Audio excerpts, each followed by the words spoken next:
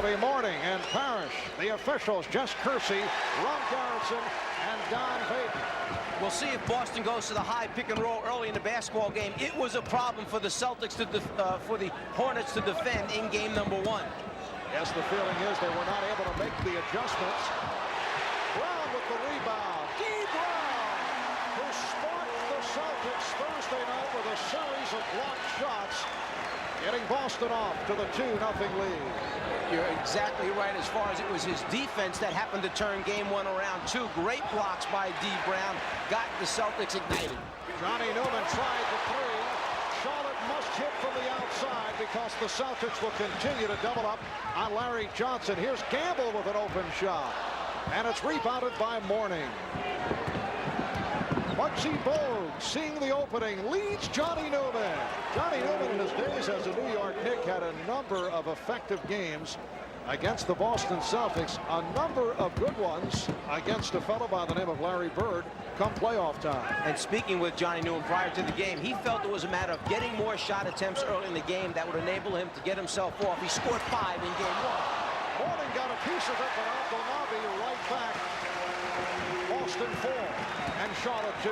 Charlotte is still determined that they can wear the Celtics team down. They want to continue to push the basketball back, and the Celtics in turn will have to make a few adjustments to try and slow them down. Nice pass, Gill setting up Newman, and Newman will go to the line.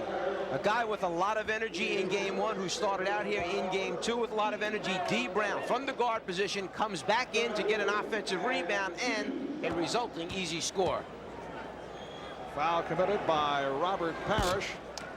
So Johnny Newman shooting a couple earlier this season. John set back by a broken hand. Originally a second-round draft pick of Cleveland. Spent 3 years with the Knicks. This is 3rd with the Hornets. Minute and a half gone by, and the game is tied at 4. Here's some pressure by Charlotte. Same thing that the Hornets did in game 1. Extend their defense, put full court pressure, take time off the clock.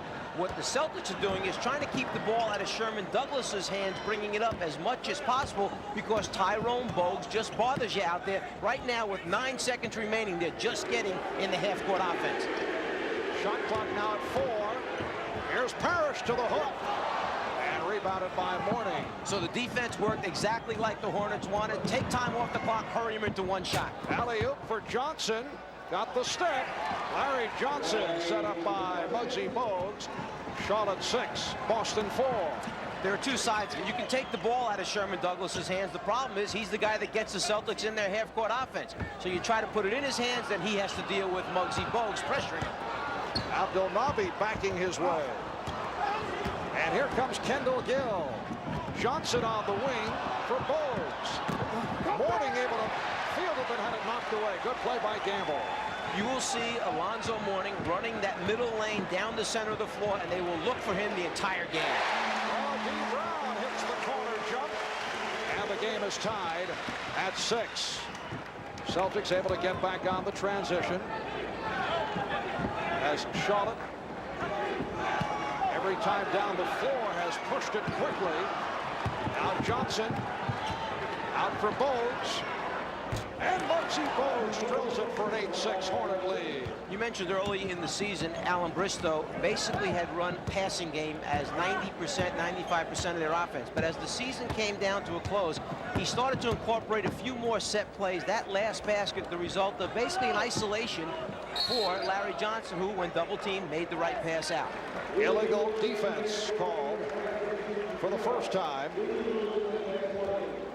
The Hornets' problem in game number 1 was not the fact that they didn't get a lot of good shots and enough scores. The problem was they could not stop the Celtics from scoring baskets once they got done running it back. So the effort today will be from the Hornets to play better half-court defense against the Celtics. And there's the steal as a result of the deflection by Newman. Good look by Bogues. Gill could not complete it. Back comes Brown. Boston now on the run. Brown for Douglas. Game tied at 8, and the Hornets right back down court, and a foul call. The basket will not count. Celtics stopping the break, and the foul was given. Foul committed by Brown. Well, the valuable experience that Dee Brown picked up this year while Chris Ford experimented with him as the point guard pays off there. He takes it to the last moment, makes the right decision.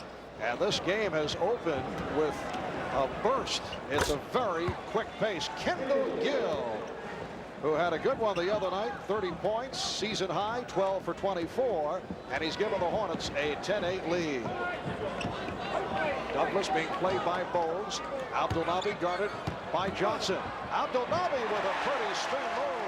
I like what Chris Ford is doing. They knew that Charlotte was going to try and get Larry Johnson involved offensively, so they're going at him immediately at the defensive end. Alonzo Mourning on the rebound. You heard the reaction from the crowd. They were looking for a charging foul. No call made. Hornets 12 and the Celtics 10.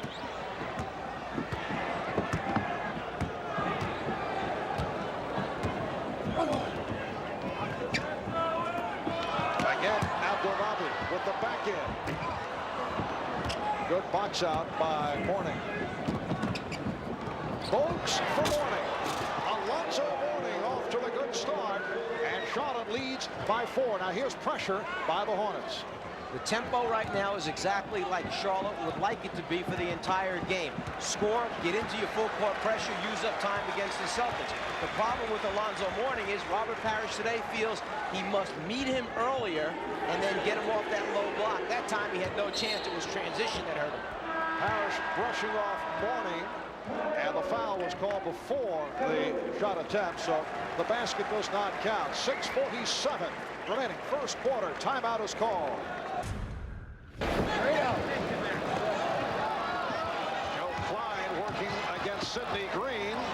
Nice move. Joe Klein in his 8th year out of Arkansas.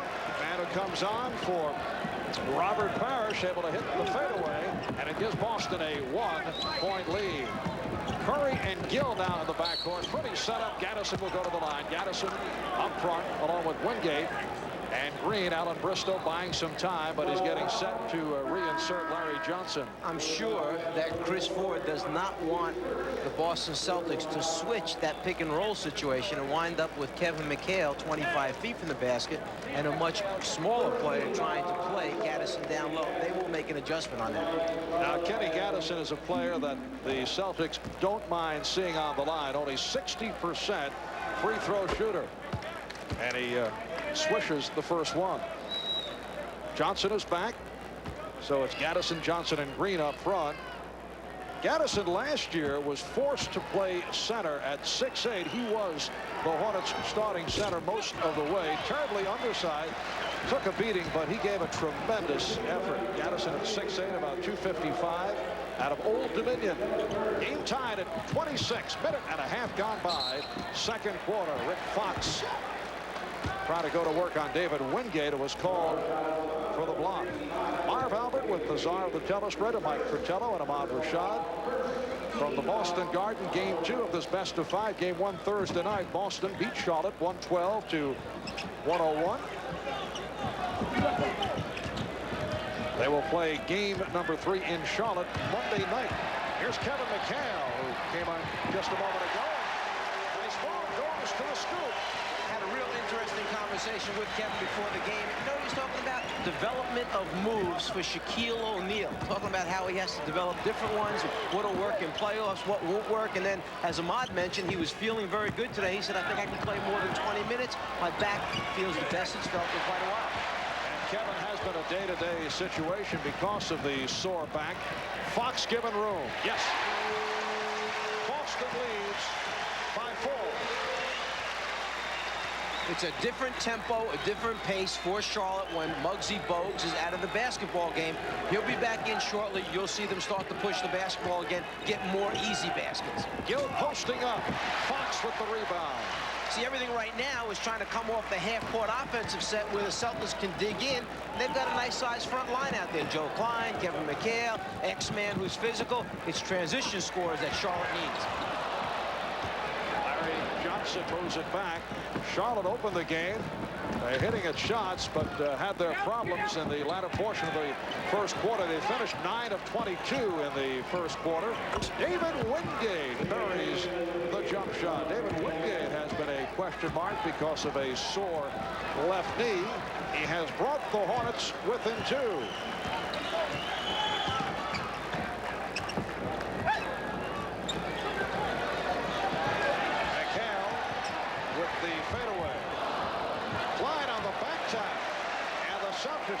24.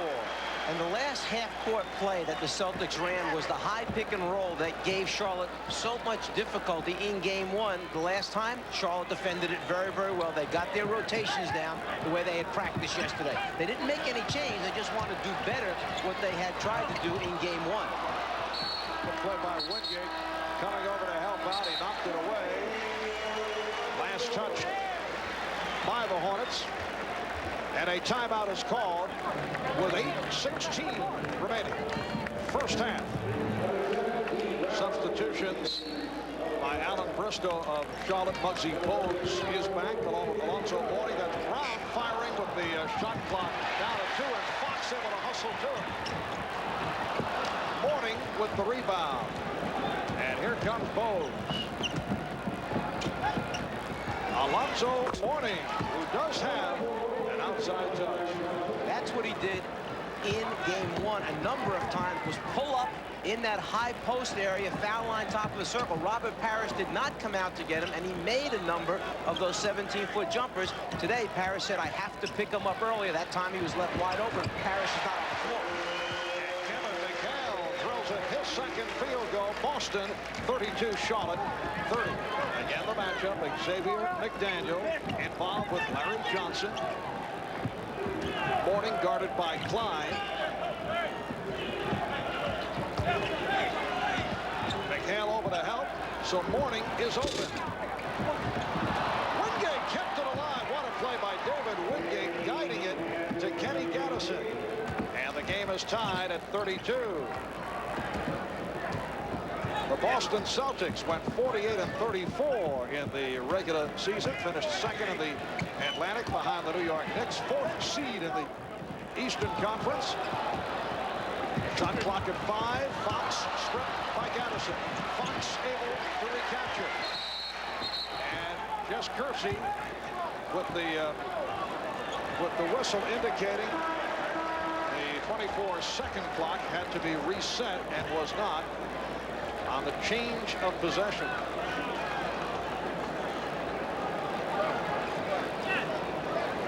And Boston will maintain possession. You can see in your low left-hand corner the 24-second clock expires. Jess Kersey waving his arm, saying, wait a minute, that thing has to be reset. Give him a new 24. They have taken 2 seconds off that 24-second clock. They start play with 22 on the 24-second clock.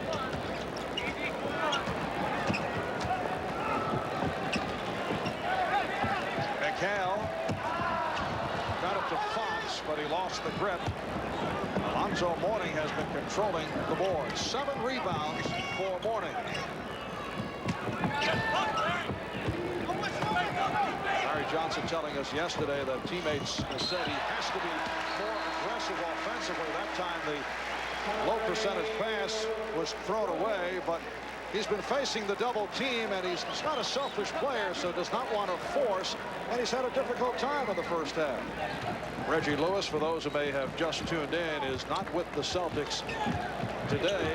He staggered, fell to the floor in game one on Thursday. He passed out. Spent the last 24 hours under observation at New England Baptist Hospital. Wingate on a fast break lead for Larry Johnson.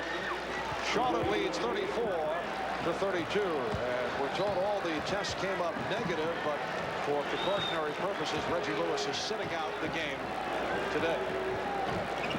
So D. Brown in the starting lineup, and Brown has played well. He's hit 4 out of 7, 8 points. McHale operating against Gattison, and illegal defense called for the second time, so a technical foul will be awarded to Boston. Alan Bristow, the coach of the Hornets, walking it off. Alan Bristow began as director of basketball operations with the Charlotte Hornets after 7 seasons as an assistant and front office executive with the Denver Nuggets. Bristow, a star at Virginia Tech, a second-round draft pick of the 76ers back in 1973. A Denver connection on the sideline. Former Denver teammates Bill Hanslick and T.R. Dunn are the assistant coaches. Good hit. That's a good hit. Good hit. The X-Man. And it's It's rebounded by Mourning. Charlotte leads by 1. Gaddison from Bogues. So Gaddison has 5 points. Nice look by Muggsy Bogues. We've seen more than once the first man down the middle of the floor for Charlotte is occupying the first defensive player. That happened to be Larry Johnson that time. It's the second trailer that's coming down that they're finding for the scores. Earlier we saw that it was Mourning that scored. That time Gaddison. Big men run the floor hard for the Hornets. Kevin McHale converting his 3rd field goal. He has 6. Charlotte leads 36-35.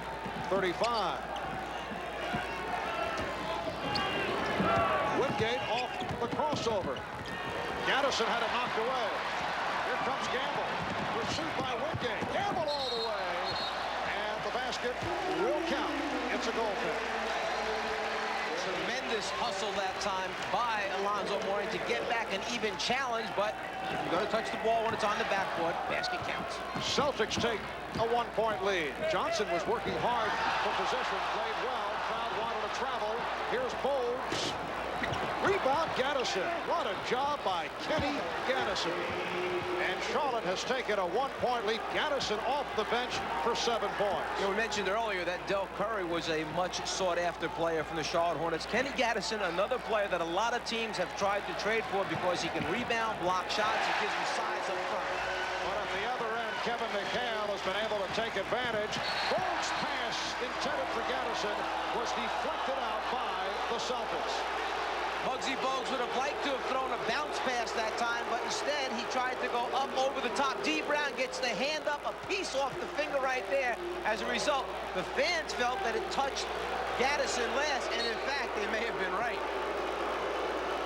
Crowd reacting to that call. Kendall Gill has checked back in. So Gill and Bogues now in the backcourt. Mourning up front with Gaddison and Johnson. Mourning. Alonzo Mourning with 8 points, 8 rebounds. Charlotte leads by 1, and the Celtics want to talk it over. Czar, the NBA has certainly had its share of surprises in the early going of the playoffs. San Antonio winning in Portland. Phoenix losing to the Lakers. Knicks did not have an easy time last night against Indiana. The Phoenix players even mentioned that in the last regular season game, the Lakers played them very, very tough before losing in the last minute. So why not an upset? Shot clock is down to 3. 3:10 remaining in this first half. Charlotte 40 and Boston 39. Gamble. Yes. Celtics take a 1-point lead, and Kevin Gamble has shot well. He's 4 for 6, 10 points. The key there, though, was the read by Xavier McDaniel. He noticed the defensive player had his back turned with the shot clock way down. He just lobbed it over the top. Gamble, eye contact, caught it, made the shot. E. Brown calling out a play. Brown played by the 5'3" Muggsy Bogues, the shortest player in the league. Parrish puts the move on Mourning. Robert Parrish 1 for 3 to this point. Johnson setting up. McDaniel is complaining about the back-end move by Larry Johnson. Good defensive sequence here by the Celtics. Now the double on Johnson. Gill with the shot. Yes. Kendall Gill with his 3rd bucket. He has 7 points. That's got to be a big plus for Charlotte. The fact that the Celtics played excellent half-court defense. Charlotte was not in its passing motion game. They were in a set play, and yet with a number of passes and the shot clock running down, they stayed in it. They didn't panic. They executed and paid off. It. Kevin Gamble goes to the fadeaway. 12 points for Gamble. He's the high man. And it's Boston with a 1-point lead. Minute 40 to go in this first half.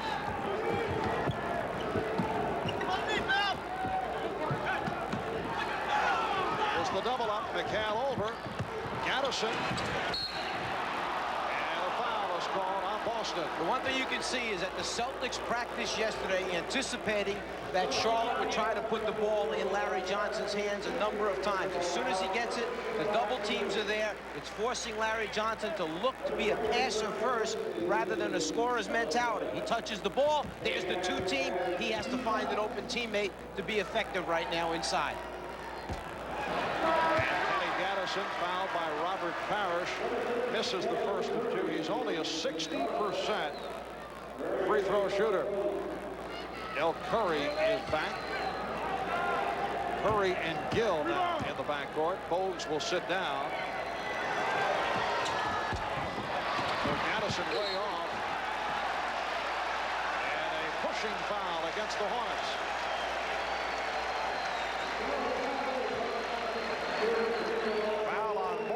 Second. The hard work, the effort right there, but then the left arm shoves the Chief out of the way, the resulting foul. Boston ball, they lead by one. Celtics turning it around after the cold spell. They've hit 5 of their last 6 shots. And Campbell was pushed. Hit from behind by Kendall Gill. That is his second. Charlotte is over the limit, so Gamble will go to the line.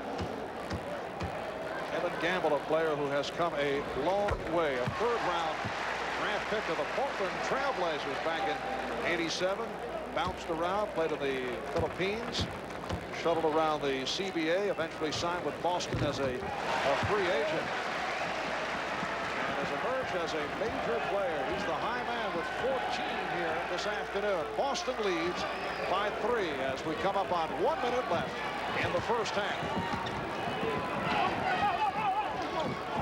Curry off the pick. Rebounded by Parrish. There's got to be a number of coaches sitting home saying Del Curry never missed that shot during the regular season when he's that wide open, because he makes it with a hand in his face. Campbell tries the 3. With the rebound. Either club has hit a 3-point shot in game 1 or in this first half here today. Douglas with a force. Rebound Parrish. Boston with its biggest lead, a margin of 5. 20 seconds to go in the half. 4 seconds difference between the shot clock and game clock. Charlotte will try to, I assume, keep it for the last shot. Shot clock at 5. Out of 2. Johnson changed his mind. It's a 24-second violation. There's that unselfishness again of Larry Johnson, who I'm sure his teammates and coach felt he was going up with it. Instead, at the last minute, tried to drop it off, but no time left for the shot. 4 and 6/10 seconds remaining in the half. Crowd responding to the Celtic effort. 5-point Boston lead. They've scored the last 6 points. McDaniel for McHale. McDaniel looking for position. McDaniel now with the shot. So that is the end of the first half. Boston with a 5-point lead. Now Johnson through the foul. Don't think that Kevin McHale hasn't had an effect on his teammates working after practice. There's the McHale one-hand jump hook. Abdelnaby puts it down. Abdelnaby was called for that foul as Kevin McHale has been working with Holland, who has picked up some new moves over the course of the season.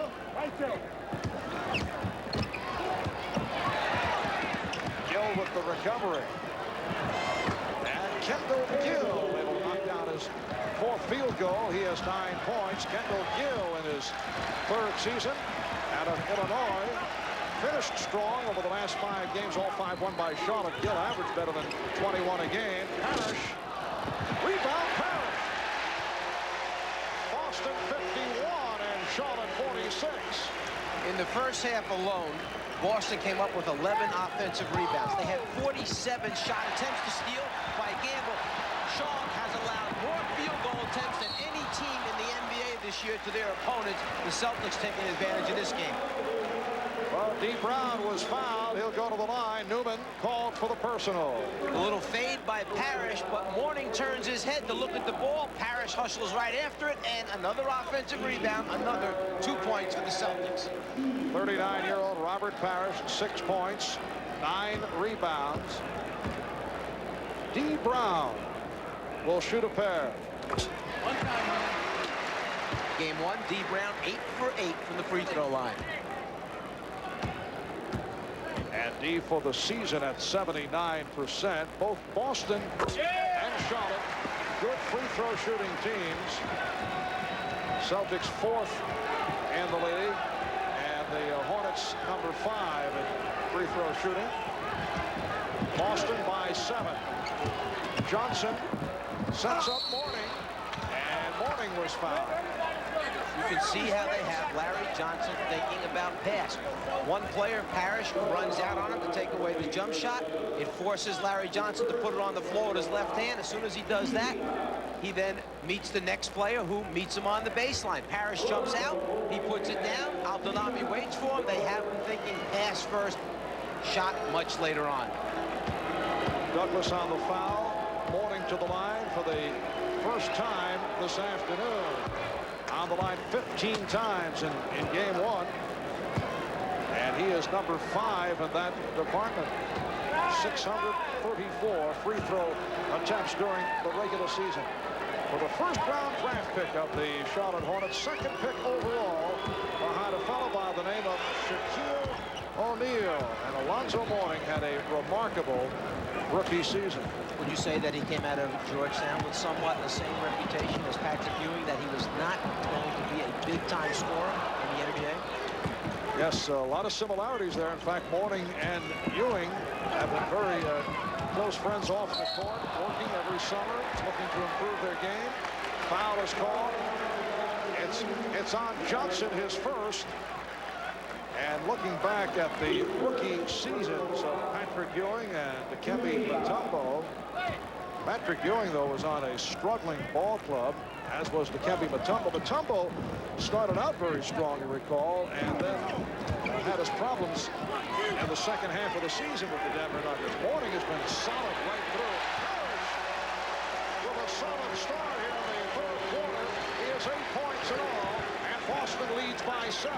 Well, there were 2 reasons why Mutombo faded. One, they put the ball in his hands about 90% of the time. Everything was centered around him when he first came in the league. The second, the altitude got to him. He got tired in Denver.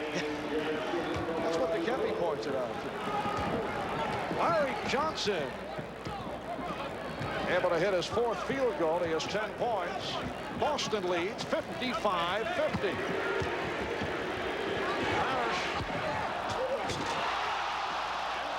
Able to rebound after that terrific effort by D. Brown.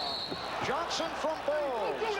What a beautiful setup by Bogues, and words between Abdelnaby and Johnson.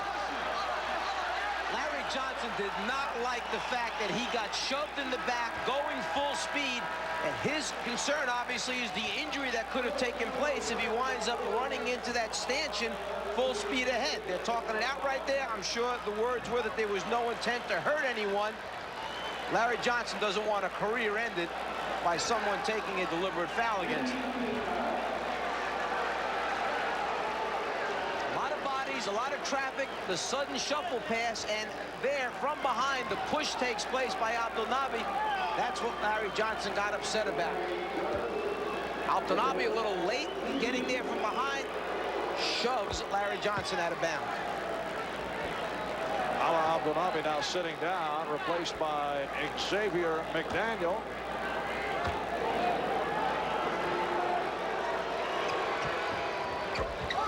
Something about don't wake up those guys when they're kind of sleeping out there. Leave Larry Johnson alone. Don't get him too fired up. Well, the Hornets off those free throws move within 3. Here's Brown. Yes. D. Brown has been on target. 13 points for Brown. Celtics by 5. 4 and change gone by. In the third, now Johnson facing a double team, pops it outside. Bogues for Mourning. And Mourning is fouled. Fouled by Xavier McDaniel. Larry Johnson just told Muggsy Bogues, you're wide open. I'll keep getting you the ball. You got to be ready to shoot it from the outside to make the Celtics pay the price. Bogues, always looking to give it up to an open teammate, found Mourning in the lane that time. Alonzo 2 of 2 from the line. He has 10 points in all. Earlier in the season, and we discussed this yesterday with Alonzo Mourning, who admitted he was a bit over anxious. And there was some questions about his shot selection, particularly the outside jumper. There were several games earlier against the Knicks where you had the idea he was trying to prove himself against his friend Patrick Ewing, but his shot selection has come a long way as the season has progressed. It's a lot for a rookie to come into the NBA. First of all, come in late, miss all that practice time in training camp, so you begin behind the 8 ball, and then to try to read different looks from different defenses up against different defensive guys. The word early was that he wouldn't give the basketball up. You're trying to get this guy headed in one direction. Alan Bristol did a very good job of integrating him into their offense. You can't expect everything in the beginning. Oh, beautifully done, but McDaniel missed the stuff. Douglas runs it down. Shot clock at 2. Gamble. Did he get it off? No, he did not. It's a 24-second violation. The scrap, the hustle, the loose ball, Celtics come up with it, but the one dribble cost them on the 24-second violation. You mentioned Mourning coming in late. He missed all of training camp because of a contract dispute, and then made great strides and had a superb first year. Xavier McDaniel is now 0 for 7 from the field. Boston with a 3-point lead. Charlotte trying to get back into the series, looking to tie it at 1. They head back to Charlotte for a game on Monday night. Mourning called for a travel. Red Auerbach is up in the stands watching this game, and Charlotte just came down and showed the old 3-man weave to start their half-court offensive set. Had to bring a smile to Red Auerbach's face. Timeout is called with 5 minutes gone by in the third. Whether you like Shaquille O'Neal or Alonzo Mourning as Rookie of the Year, the one thing I like about both of these young men, they had great things to say this past season, and it all was centered around team first, not individual accomplishments. Obviously, a solid background from both of them coming out of college. The things that they say are the things you like to hear team players say, which all helps in building a winner. Johnny Newman was called for that foul. 6:45 to go in this third quarter. And it's Boston with the ball and a 3-point lead. Marv Albert, Mike Fratello, and Ahmad Rashad from the Boston Garden. Gamble shot turned back by Newman. And here comes Bogues. Celtics get back as they have all afternoon. Loose ball foul, says Ron Garrison. It's against the Celtics on Gamble, his first.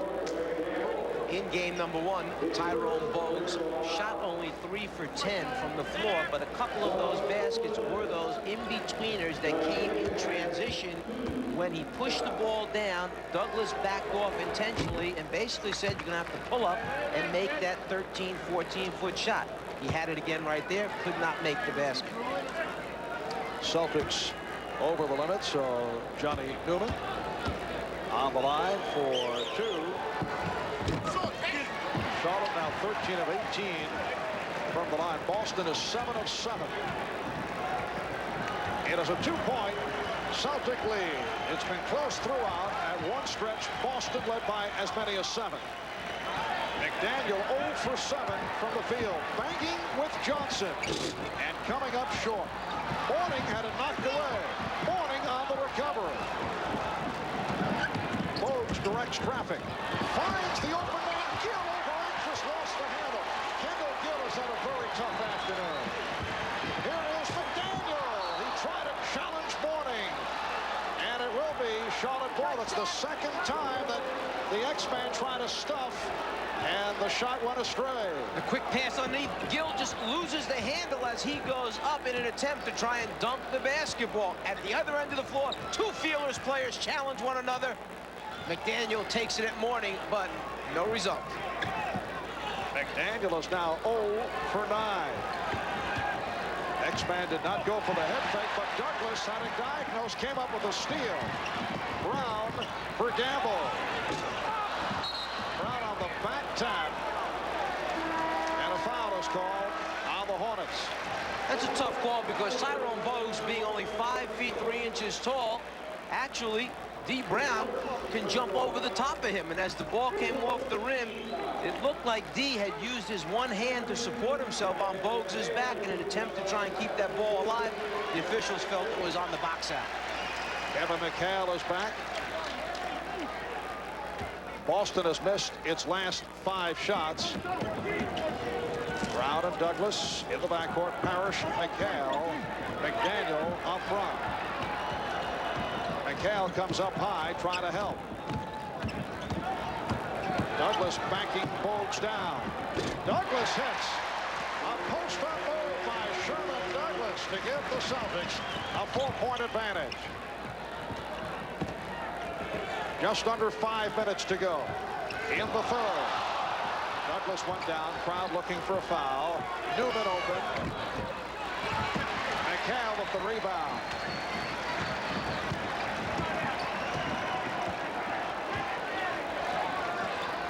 Now McDaniel guarded by Newman, who stole it. He stripped him. Good play by Johnny Newman. Kendall Gill. Yes. Boston 59, Charlotte 57. You need to find ways to generate offense. One is come up with big defensive plays. The second one by Johnny Newman. Earlier a block shot, that time the deflection, which leads to the transition jumper by Gill.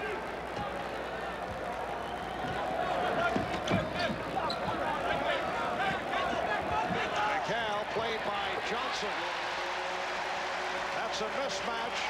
Kevin McHale with several inches over Larry Johnson. You could see the experience. He felt Johnson had overcommitted one way. He never hesitated, immediately turned to the lane to put the shot up on the rim. Nice play. Gill hits, and he's fouled.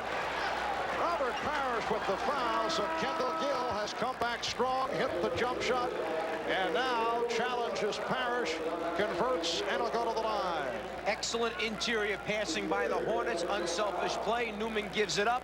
And then as Parrish tries for the rejection, the conversion that time by Kendall Gill. Actually, the Chief gets a little piece of it, but fouls with the other hand on the hip. Third foul committed by Parrish. Abdul-Nabi has returned, replacing Xavier McDaniel, who has not been able to get into it. 1 point, Celtic lead. Pressure by the Hornets. Brown wasting little time, not a good shot. Charlotte with a chance to take the lead. Bogues, yes, and the Hornets lead 62-61. Here's another one of those transition jump shots when the defensive man is backing off, basically saying to you, you're going to have to make it. Muggsy Bogues answers it with the score. Larry Johnson to this point, 4 of 8, 12 points, but Xavier McDaniel had the good one on Thursday night as 0 for 9, 21 points for the X-Man in game 1 as he outplayed Larry Johnson, but McDaniel has not done it to this point. In fact, Chris Ford has lifted him and has gone back to Ala Abdul-Nabi. Charlotte leads 62-61, 3:25 remaining in the third quarter. Oh, what a rejection. Mourning soaring over for the block. And the call here is a foul on Sherman Douglas, who says no, it should be a tie-up. Well, it started out with the anticipation Abdul-Nabi was going to turn to the baseline. The teammate, Mourning, comes over to help out his buddy, gets the block, and then it's a wild scramble for the loose ball. You had a number of different calls that could have happened there. Jump ball, personal foul, or a takedown. Well, Alonzo Mourning, who's 4th in block shots, comes up with his 3rd of the game. And Bogues, with the Celtics over the limit, will shoot 2. Muggsy Bogues at 5'3", smallest player in the NBA. Spud Webb is 4 inches on him, as does Greg Grant of the Philadelphia 76ers. One opportunity for Spud and for Greg. They go into the game to call for that post-up play. Johnny Newman converts off the offensive board, and Charlotte leads 65-61. Charlotte in the midst of an 8-0 run, a terrific turn pulled off by the Hornets. Working so hard to get the ball up the floor, Sherman Douglas. When he does get an open jumper, I'm not sure if he's going to have enough energy to put one down. Good play by Gill, doubling up. 5 on the shot clock. 2:51 remaining in the third. Rick Fox over the scorer's table, now being waved on, replacing Ala Abdelnaby. Let's go over to Ahmad. Marv, coming out at halftime, looking at the Charlotte bench, these guys are all dead. Well, in the last 2 or 3 minutes, they have all come alive. I think they smell blood out here. They are really fired up. And Alonzo Mourning fired up with his 4th rejection. Newman coughed it up. Here's Douglas. Rebound Douglas. Knocked out of his hands. It'll be Celtic ball. There are only 3 players in the league that blocked more shots during the regular season than Alonzo Mourning. That was Mr. Olajuwon, O'Neal, and Mutombo that finished ahead of him in block shots for the regular season. Del Curry, who played only 7 minutes in the first half, has checked in. Curry still trying to find the range. Did not have a good one the other night. Parrish with that high arcing turnaround, and last touch by Fox. So the ball goes to Charlotte. And Alan Bristow now has a backcourt of Gill and Curry, Newman, Johnson, Mourning up front. Crowd trying to get the Celtics back into it. We come up on 2 minutes remaining in the third quarter. Charlotte looking to tie this series at 1 and take it back to Charlotte on Monday night, even at 1 apiece. Johnson played by McHale. 5 of the 24. Larry Johnson with a beautiful move, beating Kevin McHale. 67-61. Charlotte has its biggest lead. Let's go back to that point where Ala Abdelnaby fouled Larry Johnson going to the basket on a fast break. It got Larry Johnson fired up. It got the Charlotte Hornets fired up. They have the lead. McHale. Good penetration by Douglas, and then he kicked it out. Kevin McHale, 6 of 7, 12 points. Charlotte leads 67-63. Again, Charlotte has taken the lead with Tyrone Bogues on the floor. Kendall Gill now, who knocks down the jump shot, has been put into the role of point guard. The pressure will not be the same defensively. It could produce more scores for Boston. Again, Douglas penetrated. Again, Mourning got a piece of it. Another block by Alonzo Mourning. 1 minute to go. Third quarter. And Charlotte takes a timeout. The Hornets lead by 6. Welcome back to the Boston Garden. It is on to the 4th quarter in game 2 of this best of 5 between the Boston Celtics and the Charlotte Hornets. Marv Albert, Mike Fratello, and Ahmad Rashad. The Hornets with a 27-18 edge in the third quarter. They now lead 69-65. Some pressure being shown by Charlotte as Fox handles. Now D. Brown, guarded by Kendall Gill. Kevin McHale setting up. Shot clock at 4. McHale puts the move on Gaddison.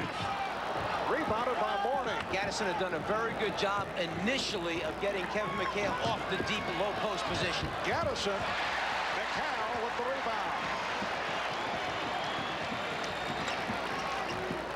Just underway in the 4th. Parrish feeling for Mourning. Robert Parrish brings Boston within 2. Parrish has 10 points. Just the opposite happened that time. Robert Parrish was allowed to catch the ball right on the low blocks. The result, 2 points. Oh, David Wingate, I think, surprised that he had so much room, was looking for contact. Parrish, beautiful fake, and he drew the foul. Celtics going right to the chief, the oldest player in the NBA. They get him on that low block position. Not much effort that time by Mourning to keep him off there until it's too late. You let the Chief get that close, he's going to put it down. The next time, Mourning's gambling, he's going to go baseline, loses his defensive position. The up fake by Parrish draws the body contact. For Mourning, his third foul. Muggsy Bogues returns. Kendall Gill will sit down. Gill leads with 16. Gill shot well in the third quarter. Robert Parrish is only a 68% free throw shooter. Hits 2 out of 2. And he's tied the game at 69.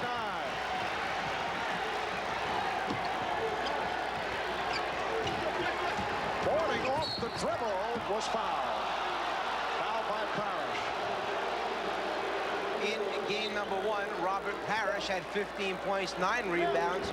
Mourning, 30 points and 11. Trying to take Parrish away from the basket so he can beat him off the dribble. He gets the step.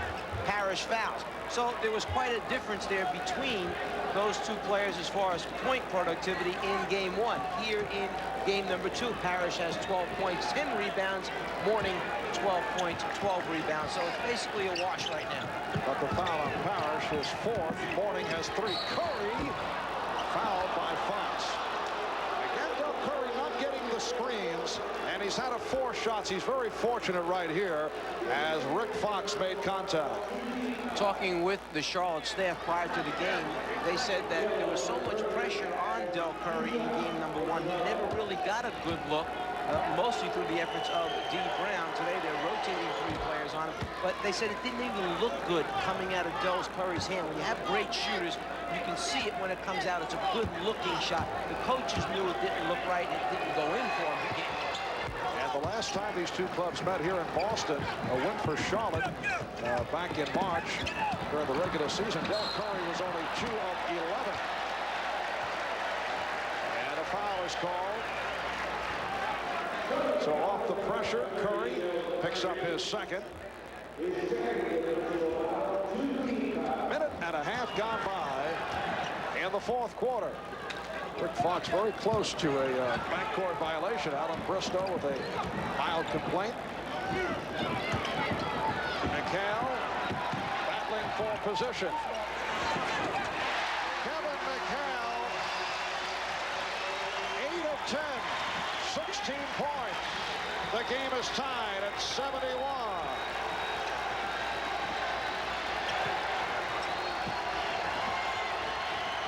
Passing game, swing the ball from side to side, quick ball movement. Del Curry hits from downtown. That is the first 3-pointer that either Charlotte or Boston has been able to hit. Del Curry with a 3. Charlotte leads 74-71. It's such a quick trigger that Curry has on the shot. You cannot back off him. You must be up in his chest, forcing him to put it on the floor. Well, Parrish going to the entire repertoire, and a loose ball foul is called. It's on Gaddison. Alan Bristow very upset. Charlotte leading 74-71. Boston with the ball, 9:25 remaining in the game.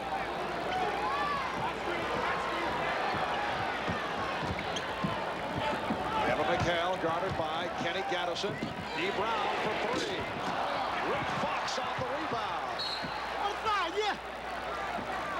As happened in game 1, Boston hurt Charlotte by rebounding from the guard position. That time Rick Fox, coming from the outside, comes up with the ball.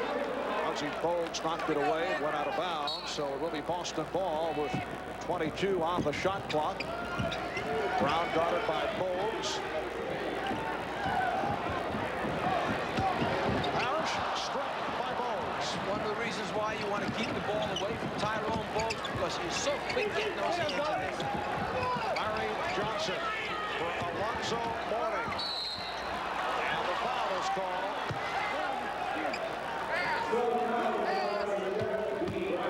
It's on D. Brown, his 3rd. Chief tries to put it down and split the defensive players. The problem is Tyrone Bogues is so small. He's right near the ground where the Chief put it down. He comes up with the basketball. Celtics with their 3rd team foul. Johnson up front with Gaddison and Mourning. Bogues and Curry at the guard.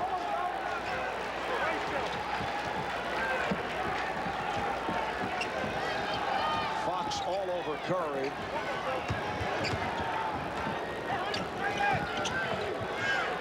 Here's Bogues. Yes. Tyrone Muggsy Bogues has hit 4 out of 7. He has 9 points. Charlotte leads by 5. Excellent read of the double team. Swing the ball to the weak side, and most times it's going to be Bogues that they leave open to make the shot. Parrish with the basket, and he was fouled.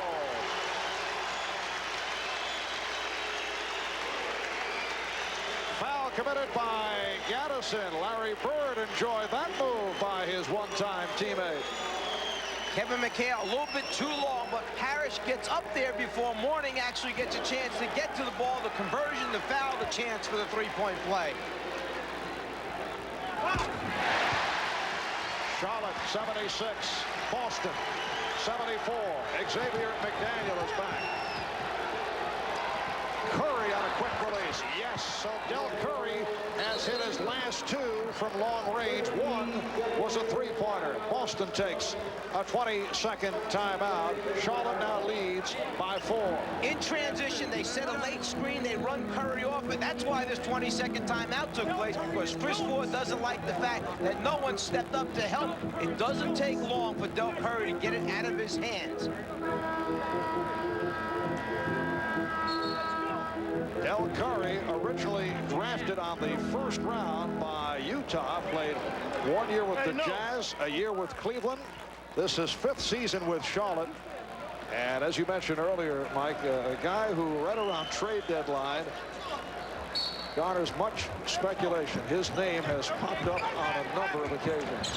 Some teams want him as a starter. Other teams want him for what he gives this Charlotte team. Instant points, scoring off the bench. A guy who could stretch and extend defenses because of the range he has and how quickly he gets it off. So why give him up? Those guys are hard to find. How about Kevin McHale? 9 of 12, 18 points. You'll recall earlier this season, Kevin McHale has been bothered by ankle problems, back difficulties right throughout. Very unhappy about the lack of playing time. Spoke out about it and then apologized to his coach, Chris Ford, because he went public regarding his dissatisfaction. 1 on the 24. Johnson hits. Larry Johnson with the shot clock running down. Hits from deep. And Charlotte leads 80-76. 5 minutes gone by in the 4th quarter. McHale working at the same position. Oh, he's killing Gaddison now. Same move by McHale. McHale has 20.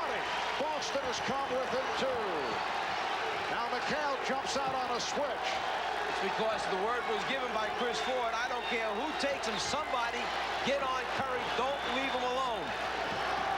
Shot clock at 5. Curry.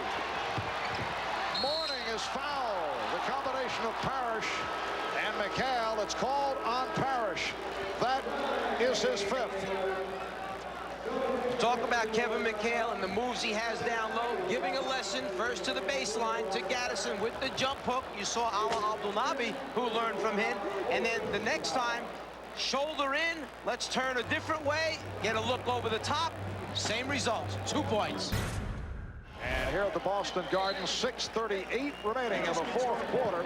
And 80-78. Charlotte lead, and the older guys, Kevin McHale and Robert Parrish, have done the job. Kevin McHale with 20 points. Robert Parrish has 5 fouls, but he has 15 points, 11 rebounds, and off that 5th foul, Parrish sits down. Alonzo Mourning to the line.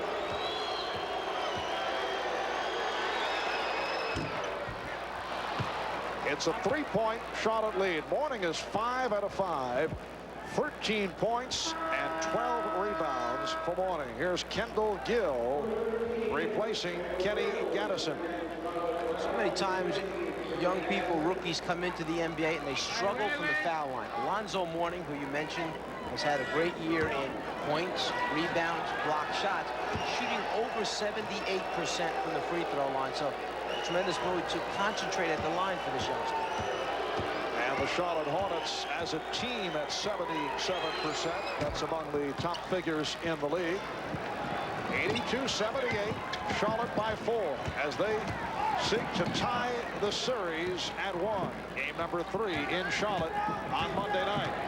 Kirby Douglas being forced to work hard by Muggsy Bogues. McHale comes outside. And McHale goes inside. It counts. And the foul. Wait a moment. Now the officials are discussing it.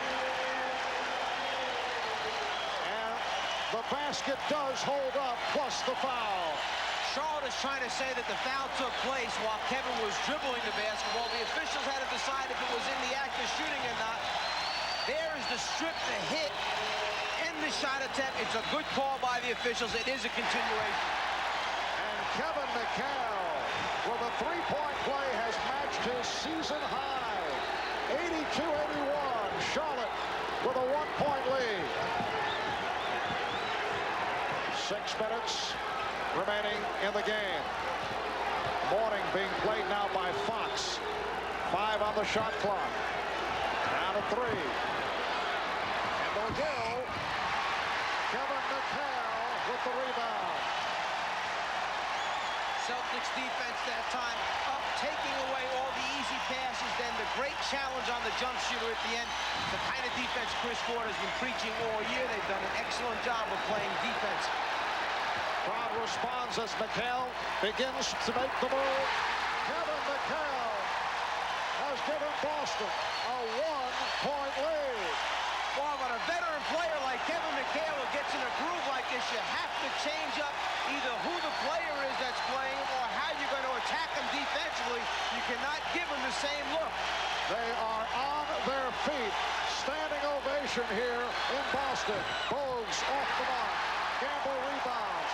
An inspirational effort by the 36-year-old Kevin McHale, who apparently still has some basketball left. You saw Tyrone Bogues again, the open man who's being forced to take and make big shots for Charlotte. He will go to the line.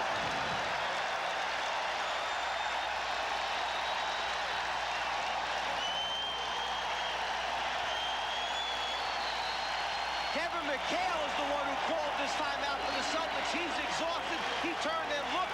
Larry Bird, standing ovation for his former teammate. McHale looked at Chris Ford, said, "Coach, I need a timeout," and he got it. These are classic moments that we are witnessing here in Boston in the direction of that man, Kevin McHale. Well, go to school with Kevin McHale and learn how to play down in the post area. The conversion after the up and under move, the reaction from his teammate Larry Bird says, "Atta baby, Kev." And then on the near basket, when Kevin gets it up there, Mourning fighting for position, almost gets the roll. He's fouled. He goes to wipe his hands off, but says, "Hold on, I got to catch my breath. Hey, coach, give me a timeout." And that foul on Mourning was his 5th. Boston leads by 2. McHale with a season high is 27 points. 13 have come here in the 4th. He has scored 13 of the Celtics' 20 fourth quarter points, and Boston has taken an 85-82 lead with 4:40 remaining in the game. Bogues played by Douglas. They collapse on Mourning. Crowd wants a foul. Here's Muggsy Bogues bringing it to a 1-point Boston lead. Well, Bogues turned down the first jumper from the corner, and he cannot do that. He has got to make the Celtics defense pay. He knocked down the second opportunity from the foul line. But I wanted to mention, coming out of the timeout as McHale goes up and misses the inside shot, Kevin McHale looked across the floor at his former teammate Larry Bird. Bird gave him a signal like, "I like it, keep it going." McHale acknowledged him by pointing at him as if to say, "This is for you, Larry." Xavier McDaniel called for his 3rd.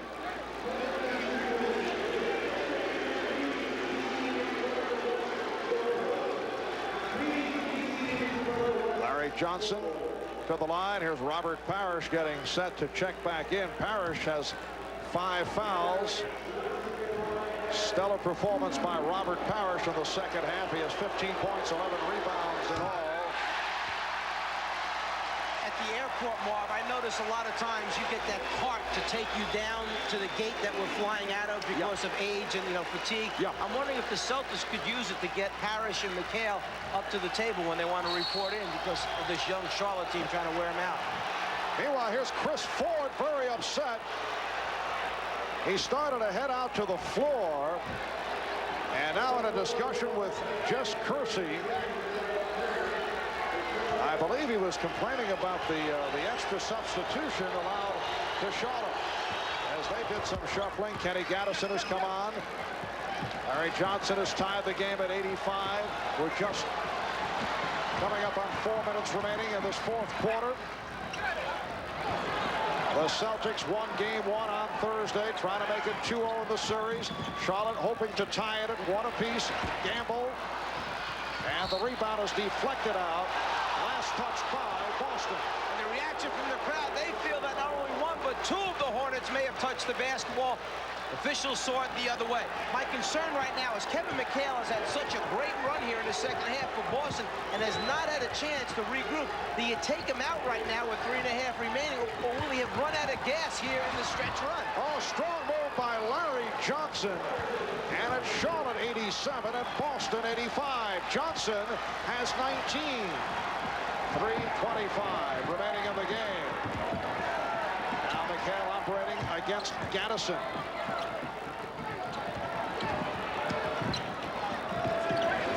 Shot clock at 4. Parrish. The game is tied at 87. That's just what Kevin McHale needed, was for Robert Parrish to come off the bench, have some wind, and then be able to go to him. McHale right now is breathing very hard. He needs a substitution.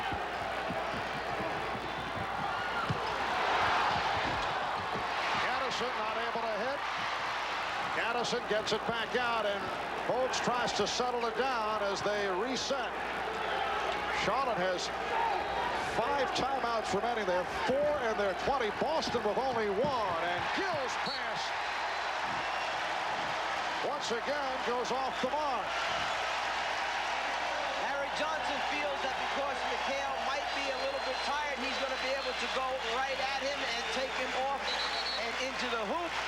And then Robert Parrish, when help is needed, winds up coming into the game and supplying just what the Celtics and McHale need, 2 points.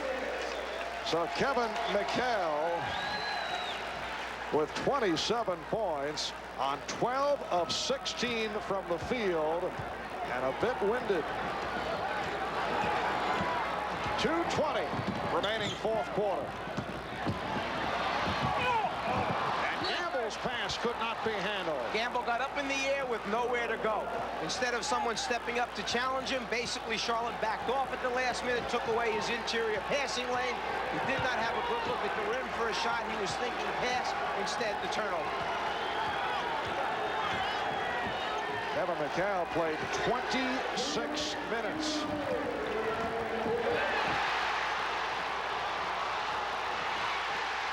And the Celtics able to recapture. Here's Gamble. Yes. And that's exactly the guy the ball should have gone to, because it was Kevin Gamble that got down on the floor and saved that possession for the Celtics. It would have been Charlotte's ball. Gamble knocked it free. Gamble hits the jumper to put him ahead. A very emotional performance by the Boston Celtics. Kevin McHale winds down his Hall of Fame career. This will be one of his signature games because of the dramatic implications. He's been a forgotten man in this, his 13th season, but he's come off the bench here this afternoon for 27 points. 13 of the 27 in the fourth quarter. Charlotte with the ball. They now trail by 2.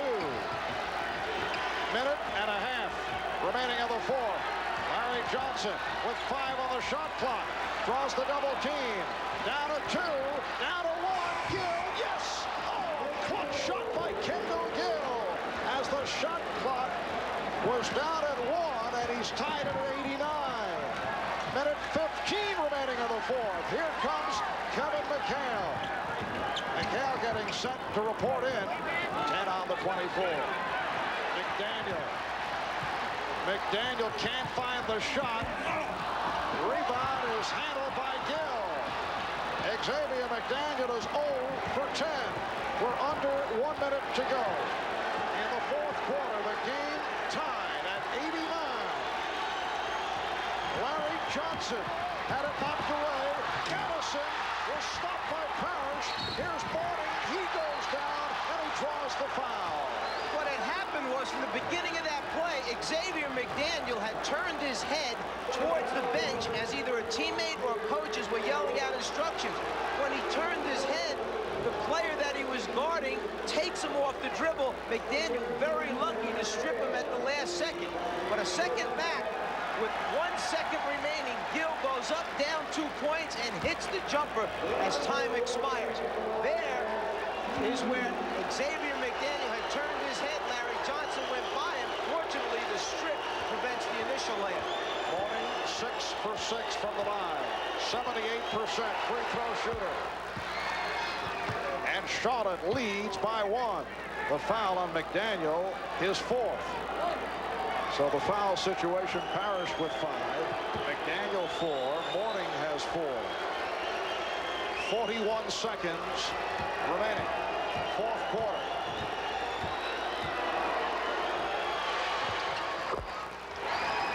Alonzo Mourning coolly hits the 2. Charlotte leads 91. 89, 35 seconds remaining. Fourth quarter. McHale for Douglas. McDaniel to the spin. Yes! That is his first field goal. He missed his first 10. And the game is tied at 91. Larry Johnson checking to see if Alan Bristow wanted a timeout. Bristow said no. 10 seconds remaining in regulation. Here is Johnson to the fadeaway. Rebound McHale. They call for time with 4 and 3/10 seconds to go. Timeout taken by Boston. It's their final timeout. I thought that Charlotte was going to take a timeout to regroup, so they made sure. For the Celtics, they got the ball in this guy's hands, Xavier McDaniel, who has produced so many times in playoff games. That time, the biggest shot of the game for X-Man and the Celtics. Gamble will throw in. McHale, Parrish, Gamble, Douglas, and Brown on the floor. It's Brown who was open, but could not convert. Parrish. Time runs out. The Celtics executed a beautiful back pick lob pass from the side out of bounds, and D. Brown was wide open. From the side out of bounds, the basketball is up, taken out here. You're going to get a back pick from McHale and then a change of direction, a lob to the rim. It's wide open for no switch that time. D. Brown up, the pass was just a little bit too high for him to convert. And we are headed to overtime, tied at 91. Kevin McHale was arguing. Chris Ford knows it's wide open. He sees it. The complaint is, and Kevin McHale argued, they think there was time left for the Celtics to take it out on the baseline still. Celtics and the Hornets tied at 91. Robert Parrish, Alonzo Mourning will go on the opening tip, both playing with 5 fouls. Parrish, Gamble, McHale up front. McDaniel is back on along with Douglas. Charlotte controlling. Bogues and Gill in the backcourt. They go right to Mourning, and Charlotte leads 93-91. Well, Alonzo Mourning even learned a lesson from Kevin McHale. He said, let me try one of these hook shots. They seem to be working for him. 18 points for Alonzo, along with 13 rebounds. Parrish to the fadeaway. The game is tied at 93. Charlotte front line of Mourning, Addison and Johnson. Bogues and Gill at the guards. Kendall Gill, Alonzo Mourning from deep.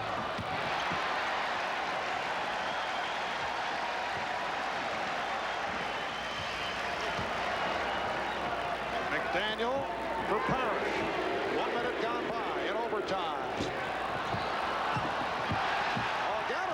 save. Nice play by Ken Gaddison. Bogues from Mourning. Couldn't take advantage of the mismatch. Rebound, Gamble. Kind of a frantic start to this overtime. Everybody trying a little bit too hard to get the jump on the other team at the beginning of overtime. Celtics and Hornets tied at 93. Douglas looking for the pick and roll. Gaddison staying with McHale. Now tries the other side. One on the 24. Gamble waved off. Will not count. 24-second violation. Sherman Douglas is passing up open shots the same way as Tyrone Bogues was. He has got to shoot that one with the shot clock running down.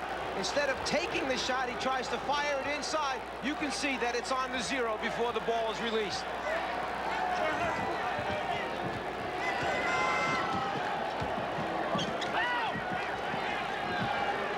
Johnson battling for possession with McDaniel. Backs him in. And then threw it out, did not have the shot. Both just did get it off and deflected out by Gamble. No argument from Kevin Gamble. The Celtics did a very good job of stopping the Charlotte Hornets attack. Tyrone Bogues just throws one up on the rim because he's trying to avoid the 24-second violation. And they're fortunate that the ball was deflected out of bounds by the Celtics. Alan Bristow looking for some more offense, sending on Del Curry, replacing Kenny Gaddison. Just under 3 minutes to go in the 5-minute overtime. The game is tied at 93. Curry with the ball.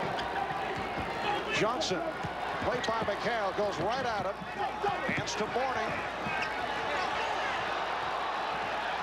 Bogues saving from the backcourt. 3 on the shot clock. Here's Bogues. Yes! Oh, what a shot!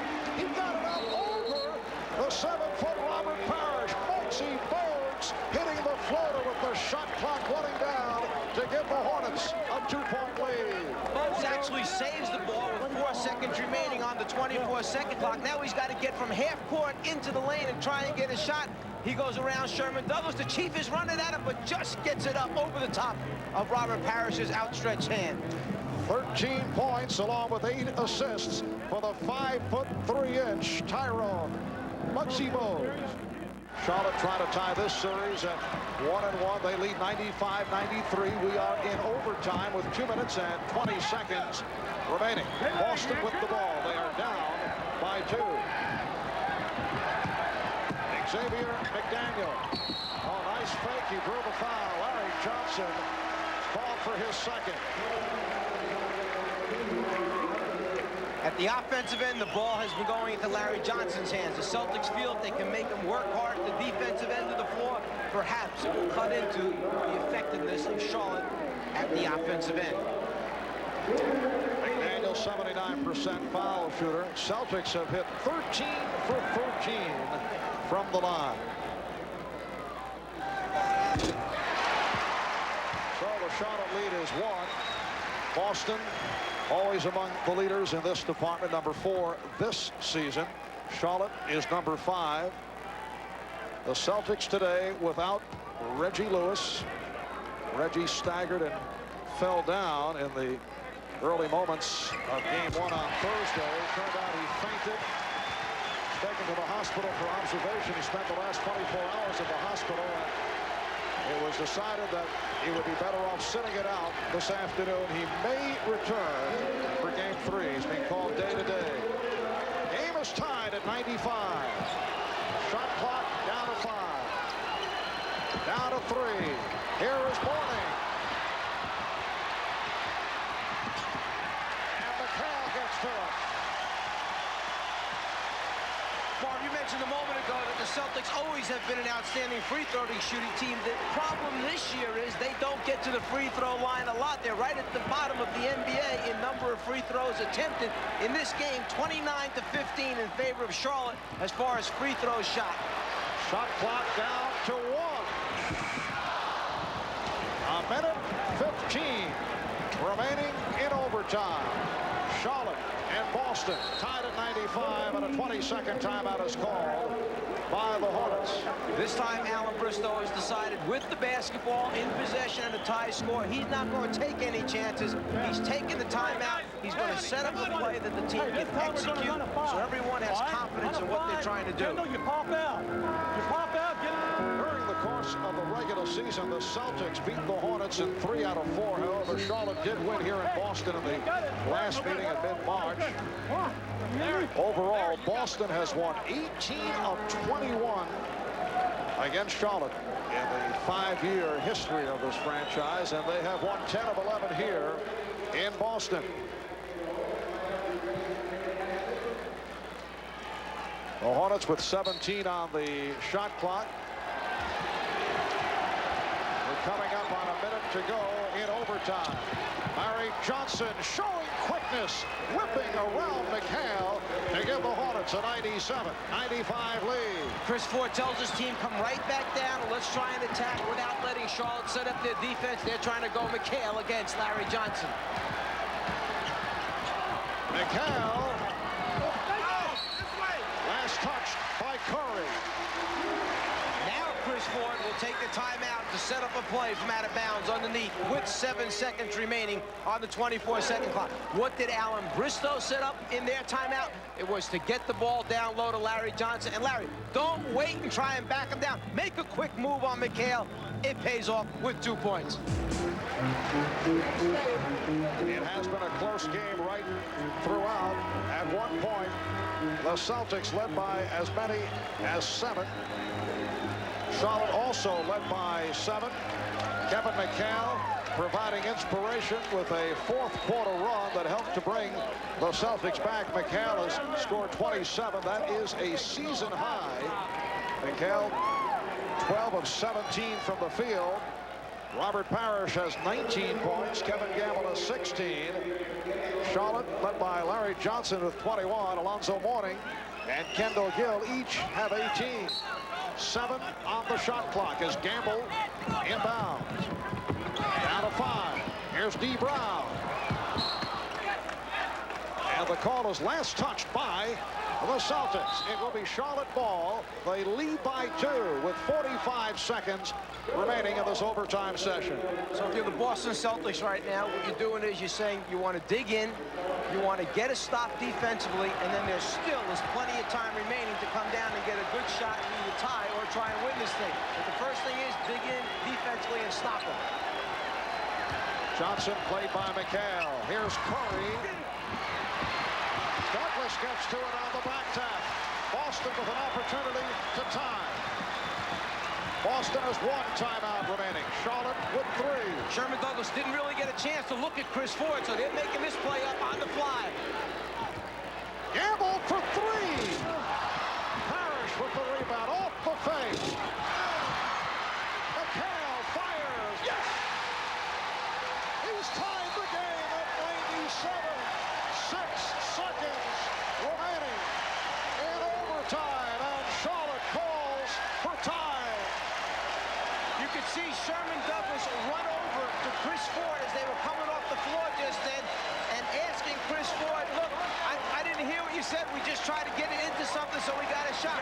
But it was the 2 old-timers, Parrish, who takes the first shot and misses, but McHale, the long arms, the reach, over the top of Larry Johnson, the extra effort, and then the 2 points. And you think his former teammate Larry Bird liked it? Just keep it alive. Yeah, it's good.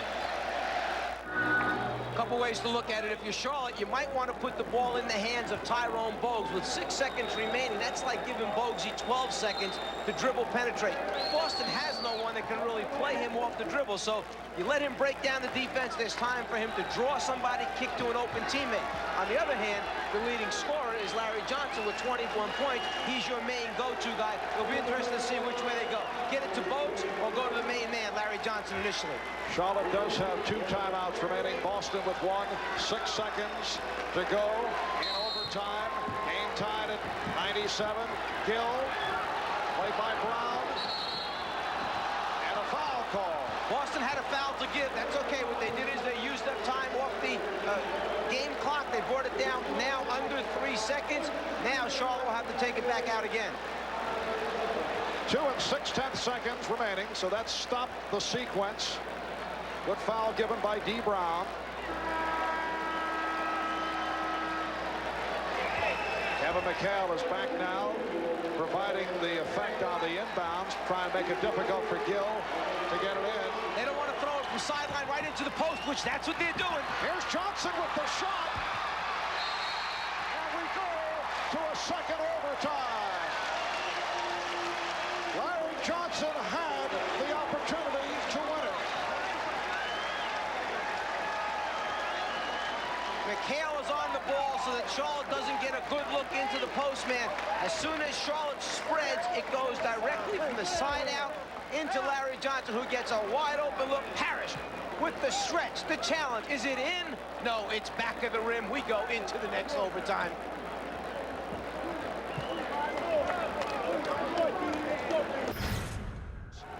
Charlotte ball. Boston has been able to hang in because of the job they've done off the boards and at the foul line, where they have been perfect. They have not shot well at 40%. Charlotte at 48. Kendall Gill, rebounded by Robert Parrish. Parrish playing with 5 fouls. Chris Ford wants the Celtics to push it down in a hurry. You mentioned the 23 offensive rebounds, and earlier we had mentioned that Charlotte has given up more shot attempts to their opponents than any team in the NBA this season. For the Celtics, that was shot number 103 for this basketball game. But, as I mentioned, they have shot only 40%. So the large number of shots do not have any meaning unless you are hitting. And Boston is 0 for 4 in the second overtime.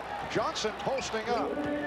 Shot clock at 3. Gill trying to go glass. Parrish with the rebound. That is his 15th rebound. And again, the Celtics with a chance to tie with just under 2 minutes to go in the second overtime. D. Brown, played by Kendall Gill.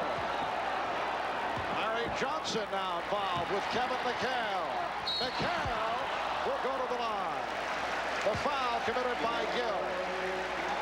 There's another way of looking at that 103, 104 shot attempts if you're the coach that is coaching a team that's shooting only 40%. You tell your team, all right, we're having a bad afternoon shooting the basketball, but because you're working so hard, getting us so many more shots at the basket, we're able to hang in this basketball game. Keep on working, stay on the offensive boards. McHale 3 of 3 from the line. Charlotte maintaining the 2-point lead. A minute 38 to go in the second overtime. That's the first free throw miss by the Celtics. They hit their first 15. The Celtics trail by 1. 30 points for McHale, a season high. Minute and a half to go in the second overtime. Johnson guarded by McHale. Johnson. And Douglas takes for the Celtics. Kevin McHale was cheering harder than anyone for Sherman Douglas to go get that basketball because he was in cement. There was no way that Kevin could chase it down in the corner.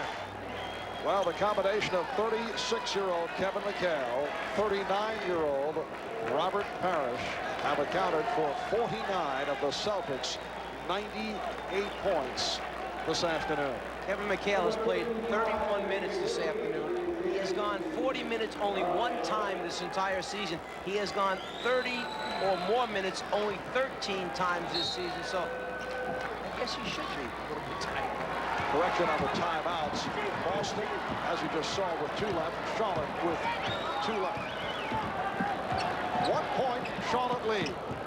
We come up on 1 minute remaining in the second overtime. Shot clock at 5.